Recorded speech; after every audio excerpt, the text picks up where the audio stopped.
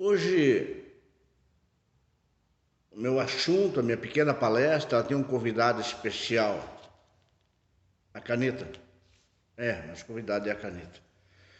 Porque nós vamos falar um pouco sobre a questão da caneta. Mas por que a caneta? Podia falar de trem, de avião, de sei lá o quê. Eu não tenho alcance para falar sobre isso, então eu vou falar sobre a caneta. Sim, a caneta. Aqueles objetos simples, comuns, que passam pela nossa mão e nós não temos a menor percepção do que nós temos na mão. As pessoas vivem dizendo, eu quero ver Deus, eu quero encontrar Deus, porque Deus, e Deus está escorregando de seus dedos o tempo todo e nós sequer percebemos, porque Deus é a vida. E onde é que a caneta entra nisso? Vamos lá, cadê minha caneta? Está aqui. Ela tem uma tampinha, está meio escura aqui. Aí aqui ela tem uma outra tampinha, deu para ver? Aqui ela tem, sei lá como é que é o nome disso aqui. Ela chamava quando era criança, de grafite de lápis. Aqui tem um canudinho, aqui tem a tinta e uma ponta, né? E mais outra pontinha, geralmente de metal. É metal, se é uma ponteira de metal. E aqui tem a parte maior, né? E daí? E daí que o resumo que eu quero fazer pelas mãos de quantos profissionais capacitados e até que estudaram, que fizeram faculdade para planejar esta caneta. Tudo isso mais um pouco. Se nós pegarmos essa parte maior, nós vamos observar que no meio desse canudo tem um furo. Não dá para enxergar daí, mas se você pegar a caneta você vai ver. Por que que precisa ter um furo? Porque senão você consegue montar ela e você não desmonta mais, porque cria vácuo ali dentro. Aqui tem mais um dizer, né? Não tem problema falar não, né? É a marca, o logotipo é a Bic, inconfundível. Aqui nessa ponta ela tem, né? Ela diminui, que facilita o manuseio desta caneta. Ela não seria como esta ponta. Muito bem. Vamos lá. Aqui alguém projetou esta ponta com uma parte menor, outra maior, e essa tampinha, a maior, esse chapéuzinho, que é para não passar para o lado de dentro. Para não passar para o lado de dentro. Então aqui tem a outra tampa geral que se usa na parte de cima quando está escrevendo, põe na parte inferior quando está escrevendo, que a gente bota no bolso e pode sujar o bolso. Vamos lá. Aqui temos o tal canudinho aqui. Eu lembro-me que a minha irmã mais velha ainda tinha em casa um pote de tinta e uma pena de ave. Não sei qual era a pobre da ave que ficou sem a pena, né? E o meu pai, durante muitos anos, não chamava de caneta, chamava de pena. Muito bem. Então, a coisa foi evoluindo. Vamos parar na caneta, não vamos nem passar para o computador. Daqui a pouco a caneta vai ser quase que objeto de museu. Muito bem, então aqui temos esse canudinho. Foi minuciosamente projetado para caber aqui dentro exatamente determinada quantidade de tinta. Aqui dentro tem tinta, produto químico, então passou pela indústria química, passou pela mão de químicos, porque essa tinta não pode ser tóxica, porque essa tinta não pode ser nociva, aliás, aos seres humanos, porque ela passa principalmente pela mão de crianças, por pessoas com asma, com tantos e tantos problemas. Então tem que ser uma tinta testada e muito testada, passa por laboratório para depois uma máquina. Como é que é essa máquina? Pega a tinta e sopra aqui dentro? Não, uma máquina que foi criada por outros arquitetos, por outros engenheiros e passou pela mão de obra de tanta gente que a quem fabricou. Vamos parar por aí que não fica louco. E daí por diante. Você já parou para pensar nisso? Então, terminou não. Alguém projetou essa parte aqui, que tem mais um pescocinho, que é para não entrar para dentro da caneta na hora de utilizar. E aqui dentro, por mais imperceptível que seja, nesta pontinha tem uma minúscula esfera, que é para transmitir ou passar a tinta na medida do necessário e não vazar essa tinta. Às vezes dá um problema, ela vaza, hoje já nem tanto, né? Então nós temos 1, 2, 3, 4, 5, 6. Faltou alguma coisa aqui. 1, 2, 3, 4, 5, 6. 6 elementos nós temos aqui, né? 6 elementos numa caneta. Quantas mãos de obra está envolvida aqui? Quanta inteligência tem aqui?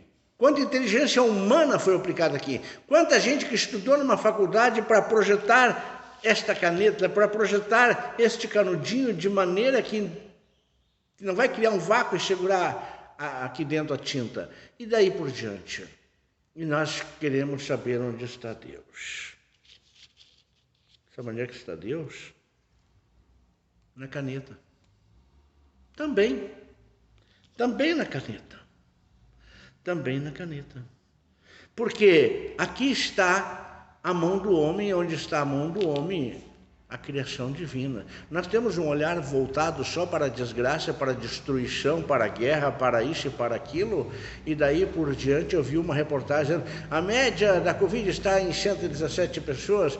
Meu Deus, não morre ninguém de câncer, de AVC, de nada no Brasil. O negócio agora é falar de Covid, é moda.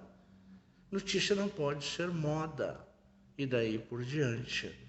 Então nós temos que ter essa percepção de que tudo que nós botamos à mão, absolutamente tudo, tem a eficiência da mão humana de alguém desprendido, alguém que se dedicou naquela obra, mas se dedicou a fazer uma pontinha de caneta, não a caneta toda, uma pontinha de caneta.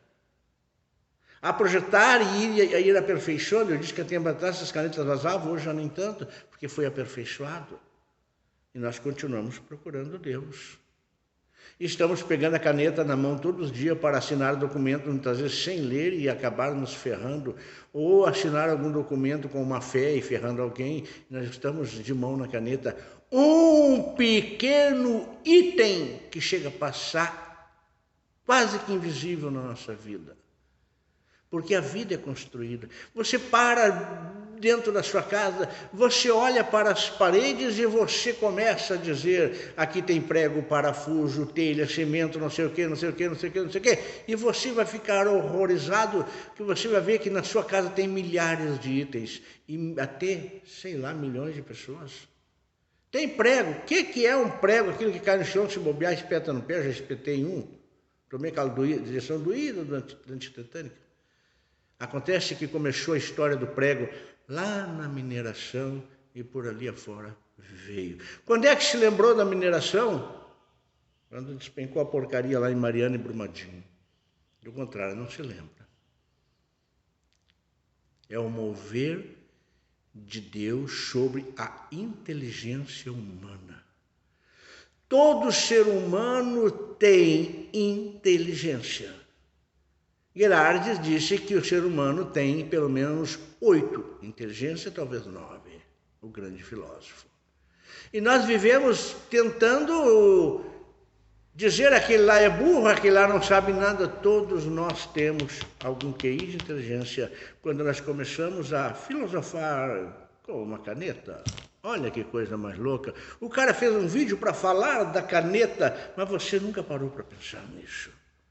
Você senta num carro e você olha que maravilha, tem gente que parece que senta os 2 pés no acelerador e sai rasgando estrada, arrancando asfalto. O que tem debaixo do bumbum deste elemento? Para chegar ao acabamento final de um automóvel simples, em torno de 40, 44 mil itens. Já parou para pensar nisso? Se um daqueles itens der uma pane ali, a coisa pode ser desastrosa. E o navio e o avião? Tudo tem a mão de Deus. E nós continuamos esperando, procurando Deus. Cadê o velhinho, aquele da bengalinha na mão que nossos pais desenharam para nós? Continuamos buscando Deus. Entre milhões de outras e milhões de outras manifestações, Deus também está na caneta. Porque aqui passa milhares. Acabou? Não. Será que essa caneta foi feita na China? Ela pode vir de lá de avião, pode vir de lá de navio, sabe lá quanta gente nesse trabalho de logística está envolvido no transporte desta caneta. Eu vou insistir na caneta, porque nós não pensamos nem na vida da caneta, que depois que nós usamos, jogamos fora. E às vezes nem botamos no reciclado. Não entendemos a importância desse plástico aqui, que ele é imperecível. Não sei se essa palavra está certa. Ele não perece. Jesus, Mãezinha Santíssima. Espíritos de luz que nos acompanham, que estão aqui conosco, nos dê sabedoria. Como disse Salomão, preciso de sabedoria. A humanidade precisa de sabedoria. Eu preciso, você precisa. Mãe querida, todos os nossos irmãos de luz que nos acompanham, abençoe cada um que estiver interagindo conosco neste vídeo. Que assim seja.